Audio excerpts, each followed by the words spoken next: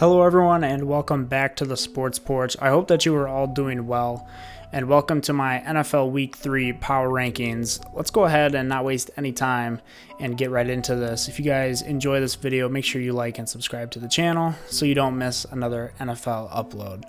Let's go ahead and get into it. My bottom dwellers, Tier 6. We still have the Jacksonville Jaguars sitting at number 32 after a pretty bad performance against the Broncos. Not much else to say about them except maybe Urban Meyer isn't the guy for the job here. I mean, it's only week 2, but we'll have to see. And then at 31, I have the Detroit Lions staying put after a pretty good performance, I would say, in the first half against Green Bay, but they really did kind of fizzle out in that second half and kind of come back down to earth, I thought. Then joining these two teams in the bottom tier is going to be the New York Jets at number 30, dropping a spot. Simply put, the offense doesn't look great. The offensive line, especially without Mekhi Becton. Zach Wilson had a pretty rough week, throwing 4 interceptions against Bill Belichick. Although, to be fair, that's just kind of what Bill Belichick does against young quarterbacks, rookie quarterbacks. He's always been this kind of boogeyman for them, and it was no different with Zach Wilson this week. Then moving into Tier 5, we have the Atlanta Falcons dropping 2 spots. Once again, just kind of proving in my mind that they should have moved on from Matt Ryan and just blown this whole team up in general because they're already playing like that as is, and they already have Matt Ryan, so maybe in the future the Falcons will look back on this season as kind of a wasted opportunity keeping Matt Ryan. I mean, at least Kyle Pitts looked better this week, but we'll see where they go from here, and they were playing the best team in the NFL. Spoiler alert there. Staying put at number 28 is going to be the New York Giants. I mean, they really were the better team, I thought, on the field against Washington. They played a better game, but they just had too many mistakes, shot themselves in the foot too many times, specifically with the missed field goal. You had, I think, Dexter Lawrence ended up saying offsides on that missed field goal, which eventually would give Washington another chance at it to be able to win the game. So that, Darius Slayton missing a wide open ball that he should have caught. You can argue Daniel Jones could have placed it a little bit better, but I think he has to catch that ball. And this game was kind of a microcosm, I think, of how the Giants are going to be this year. They can play some good football. Daniel Jones looked pretty good in this game, but I think they are going to get in their own way, and we'll see how they progress from there and try to figure out this offense a little more. At number 27, I have the Houston Texans moving up 3 spots. They're just too good of a football team to be in the bottom dwellers tier. That was apparent.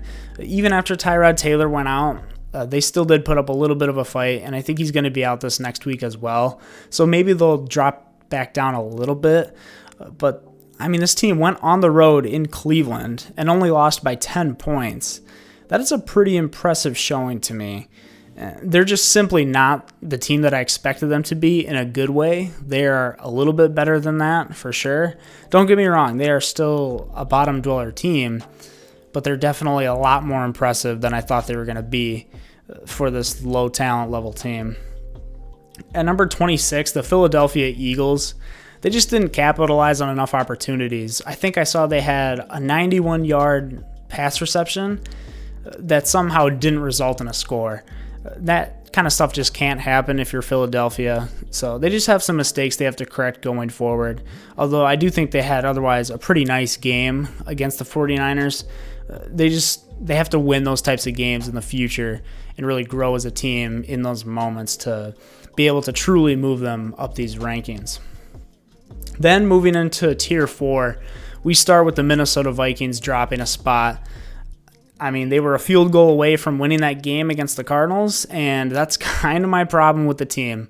That, along with their secondary, which continues to just get torched. We saw it last week with Joe Burrow, and this week with Kyler Murray, who we'll get to the Cardinals further up in these rankings, but the Vikings really just have a lot of work to do in this secondary specifically. At number 24, moving up 2 spots. I thought about moving them up more, but I want to give them another week because they did play a decimated Saints team, that being the Carolina Panthers. They had a really good game here. Sam Darnold looked like he's kind of proving that maybe the Jets were the problem all along. And that's kind of, I think, what everybody thought as well. Moving on to number 23, the Cincinnati Bengals. They're going to drop a spot. Joe Burrow, man, he needs some help on that offensive line. He was scrambling all day. Once again, threw 3 interceptions, I believe, on back-to-back-to-back plays. The Chicago defense, I didn't even think they were that outstanding today, honestly. I think it was more Joe Burrow dropping the ball, really just kind of getting let down by his offensive line in a sense. And they had a little bit of a comeback at the end. There was some life in them, really just showing how talented this offense can be, showing the flashes of that and of that potential, but we just have to see it come into fruition. And if I'm being honest, I don't think Zach Taylor's that guy who's going to take that next step with this team. I think he's going to be gone next year. Moving up a spot, number 22, the Washington football team. Like I said before, I think this team should have lost this game if I'm being honest. But Taylor Heineke came in and he played like he can be the starter going forward. He said in an interview afterwards that he thinks that he's played to the level where he's earned the starting job, and I agree with him to a certain extent. Now, we'll have to see what happens when Fitzpatrick comes back in I think it's 6 weeks, 6 to 8 weeks, something like that. We'll revisit that conversation, but Taylor Heineke looked pretty good for them. I guess the one thing I'm just disappointed in with this team is the defense, who let the Giants put up 20-plus points on them, something along those lines. I just think that for how good this defense was touted to be, I would have expected a little bit better of an effort from a banged-up Giants team. Then staying put at number 21 is going to be the Chicago Bears. They lost Andy Dalton in that game. Justin Fields came in. He did some okay stuff, but I don't know. I think against a team like the Bengals, they really had to show me a lot more than they did. They really let them back into the game at the end after having a great defensive performance earlier. I think it's just the offensive side of the ball. It really is. They need more stuff to happen there. And as these weeks go on, if I keep seeing, a lack of movement of the football, things of this nature, I'm going to start to call in question Matt Nagy's job and whether he should be the guy even going forward, because I'm a little bit higher than other people I think are on Matt Nagy. I think he's a decent play designer. But when it comes to play calling, flow of the game, things of that nature, I don't think he has it, honestly. And I think that was pretty apparent in this game where they only put up, 20 points against this Bengals defense. Moving into Tier 3, at the very bottom, the Miami Dolphins dropping 6 spots from last week. Losing Tua is going to be big for them.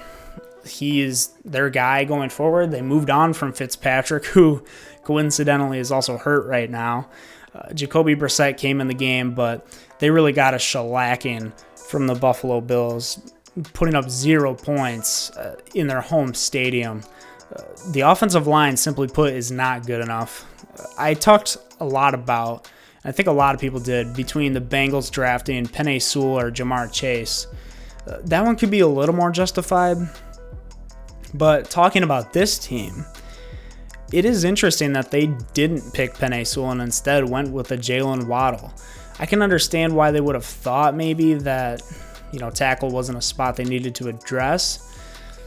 But looking back, we'll have to see as the season goes on how this offensive line is. But with how Penei Sewell is playing in Detroit, I think they made a mistake there, or potentially made a mistake, even though Jalen Waddle has been good for them so far. 19, the Indianapolis Colts. It really just comes down to the injury bug. It keeps just biting them and biting them. It's really bad. Somehow Carson Wentz sprained both of his ankles. I don't even know how you managed to do that, honestly. It's going to be consistency with them. It's just consistency at the quarterback spot is what I've been saying since Carson Wentz got to this team. Honestly, the Colts might keep that first-round pick at this rate with how they're playing. So they've started out 0-2. They have played some tough teams to start out this season, so hopefully they can get a little bit better down the stretch once they start to get some guys healthier. At number 18, going up 2 spots, this is another team I thought about moving up a little bit more. That being the Denver Broncos. They did beat the Jaguars, so it really isn't anything special. I'm still going to hold my breath on them. But Courtland Sutton had a really big day. He was on my bench for my fantasy teams. Not going to make that mistake next week. But Teddy Bridgewater so far looks like he was the right choice for this Denver team instead of Drew Lock. As I said last week, there's too much talent on this team for the peaks and valleys of Drew Lock. You need a consistent anchor in a guy like Teddy Bridgewater to really lead this Broncos team to some wins in this tough AFC West division. 17, moving up a spot, is the Tennessee Titans. They really just came to life in the second half of that game. Derrick Henry did his thing. He had a big game, and it really looked like they kicked it into high gear against a pretty good Seattle team, although their defense can be a little suspect at times. So I just want to see more consistency from Tennessee. I want to see a full game of what I saw in the second half, and maybe they can start to rise in these rankings back up to that number 11 spot that I had them at in the preseason. Moving up another spot is the Dallas Cowboys at 16. This is a pretty good football team, honestly. The offense looks really good, even though Tony Pollard looks to be better than Zeke Elliott this year. It just comes down to coaching and Mike McCarthy getting bailed out by Greg Zuerlein. This was a game where it really seemed like both teams were trying to lose it. I watched a little bit of it. I was doing some homework in the middle of it, so I didn't quite get to catch the whole thing. But the parts of it I did watch, it was just penalty after penalty after penalty. So it's going to come down to, I think, Mike McCarthy just letting Kellen Moore take full reins of the offense and really just letting him control the game flow. And I think the Cowboys could have something special here. That offense is elite. It's one of the best in the NFL. I just think Kellen Moore needs to fully unlock it. At number 15, dropping 5 spots, are the New Orleans Saints. I know that they're dealing with some injuries, some COVID stuff with their coaching staff, but that was not a good way to respond to last week where they beat a really good Packers team and beat them down, to then get beat down by Sam Darnold and a young Carolina Panthers team who frankly shouldn't have beat them in this game. It's just kind of unacceptable. I know at this point in the season it's early. We'll have to see what happens. But Jameis didn't look that great in this game either. So we'll see. I'm kind of all over the place on the Saints and what I think about them to this point. I still think Sean Payton is a really good coach, and this coaching staff is still going to elevate this team beyond what their capabilities are. I just need to see it more. Number 14, jumping up 5 spots, are the Las Vegas Raiders. I don't think people realize how hard it is for them to have gone into Heinz Field after playing a Monday game on short rest and to be able to beat them. And not just beat them, but I think beat them somewhat convincingly as well. This offense continues to look great. Derek Carr is having, so far, a career year. Only 2 games, but still. This Raiders team is really proving me wrong. Gus Bradley, a defensive coordinator, is really doing some great stuff as well. So the Raiders are a team to watch out for. They are probably my biggest risers so far. I think I had them starting at number 24, 25 at the beginning of the year, and they've just continued to climb these rankings. So kudos to John Gruden, Gus Bradley especially, getting that defense to play some competent football. Tier 2, we're going to start out with the Los Angeles Chargers, who once again are just going to stay at number 13. It's really hard for me to judge this team. They had 12 penalties this weekend, and the offense looks good. Justin Herbert, Mike Williams is starting to come out as a real surprising number 2 and really starting to play well. I shouldn't say surprising, but he's really breaking out this year as a number 2. Austin Eckler's looked decent to start the year. Justin Herbert's been good. It just comes down, I think, to a new coaching staff, new systems, all that comes with that type of thing, and just getting everybody to play on the same page. You know, they do have some guys playing big snaps who are rookies. You've got Rashawn Slater on the left tackle spot, Asante Samuel Jr., who looked awesome at corner. It's just going to come down to that consistency for the Chargers that comes with a new coaching staff and putting it into fruition and really having a complete full game where you don't lose a close one like this because you had 2 touchdowns get called back on penalties. Number 12, jumping up 3 spots, is going to be the New England Patriots. That looked a lot more like what I'm used to. Bill Belichick, as I kind of said before, terrorizing rookie quarterbacks, defense being elite, and the offense doing just enough to be able to get them a win. The power running game, Mac Jones looked solid, and all that encompasses Belichick ball, basically. It was on full display this weekend against a weak Jets team, but it did give me more confidence going forward in the Patriots. Number 11, dropping 2 spots, is the Pittsburgh Steelers. It's just the offense. I mean, Big Ben, for as slim as he is, all the stuff he did in the offseason, whatever, it doesn't matter if he can't make the throws, if he just isn't what he used to be, right? You can do all these things to try to improve yourself, but if you just don't have it anymore, you don't have it. You can ask Drew Brees about that last year. He clearly didn't have it anymore, and I think the same can be said for Big Ben coming into the season. So clearly Big Ben's last year, so we'll see what happens going forward with the Steelers, not just for their next game, but next year, who they're going to have at that quarterback spot. Because I think that really is what most of it comes down to, the QB spot, being able to run the ball consistently, have a consistent deep threat in the passing game, it's not there right now. Number 10, moving up 2 spots, the Arizona Cardinals. I only moved them up a couple of spots because they did let the Vikings get back into that game. They kept it close the whole time. We're basically a missed field goal away from losing this game, but Kyler Murray, man, he is my MVP up to this point. He has just gone absolutely bonkers in the first 2 weeks of the season. If you haven't watched him play yet, or haven't gotten a chance to watch a Cardinals game, I would highly recommend it. Just throw it on and watch Kyler Murray do his thing. His escapability, his maneuverability in the pocket is just something else. The way that he feels pressure, gets out of situations, it's otherworldly. I can't say enough about Kyler Murray. I have said, I've done this before. I've gone on these big rambles about the guy. I love what he does for this team. Number 9, dropping 4 spots, is going to be the Seahawks. Basically, just a consistency thing with the defense. The offense is explosive as ever, but the Seahawks really have a way of playing down to their competition, and that was pretty apparent against Tennessee, who they really did let back into this game. Number 8 is going to be my Green Bay Packers.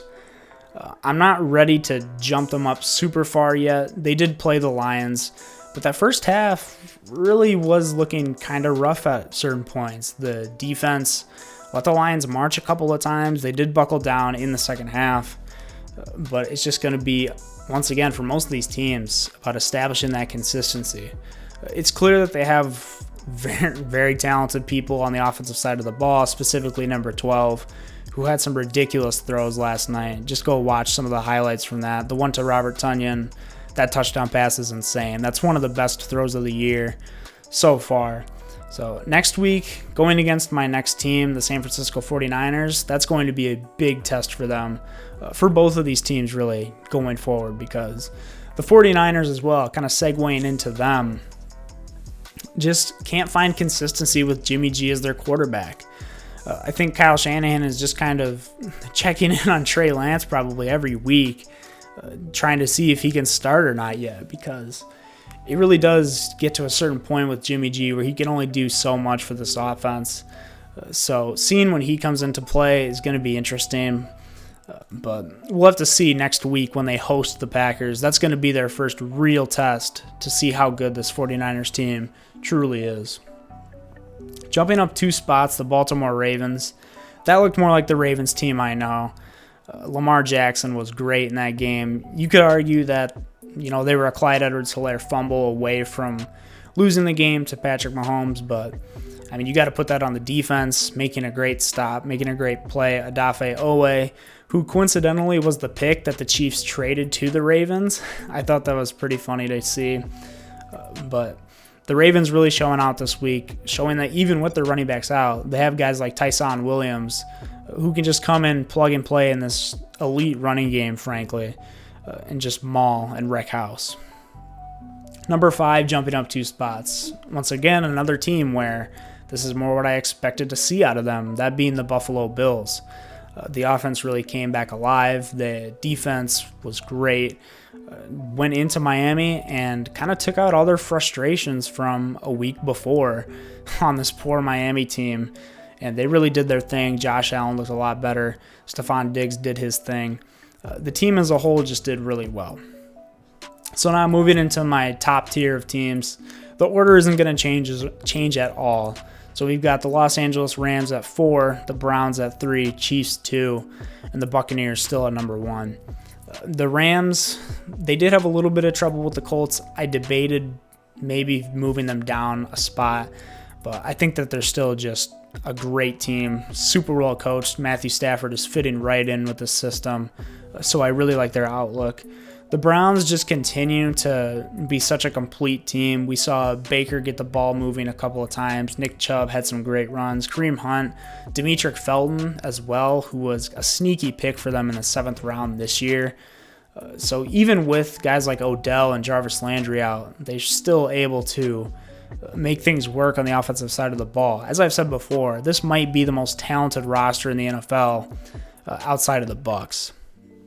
Number 2, I'm going to keep the Chiefs here. Even though they did lose that game, it was still very close. They battled the whole way.